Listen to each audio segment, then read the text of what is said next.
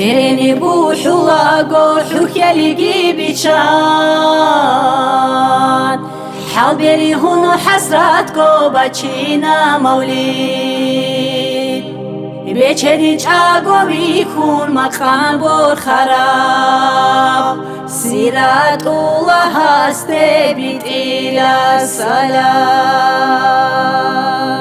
Barkulanu joda rabi'ul awal Allah hasti theye awarak turab Jinsa godok habun salavat bitun Togo umatashle Ahmad bit arab Sarberiti nawtaha tolgo khalqatle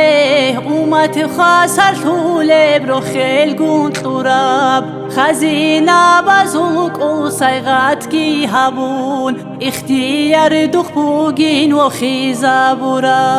Zodi bi bugi baqash qadru tunaraw Qasi shahri motsal qimat haburaw Anbiya azul shiw bishun khiriyab Halqashe avarag reshtina ura Salat bit arase shafaat sholev Salat salam tude ya Rasulullah Munahazul hiral nijerirat shulev Salat salam tude ya Karimullah Munahakhat achurit alabha bila Tahaya stihardun sardali rorchina Chorogoni theye sholele ni'imata Habiba stihilun talab harila Nafsat chanagit baze chekhte chonani Tabu merhabun ma'utunani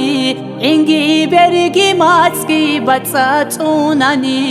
Tunilini hubugo bet erhanaste Nafsul amarat hash ahya dasa Allah tutsat unet olabgo umat Tolalgo munahat asagi churun Rachebe chedutsa aljana shure Kereni buhula gohluk yeligi biçan Halberi hunu hasrat go bachina mawlid Beçeri çago bikun makam bor kharab Siratullah haste bit ila salam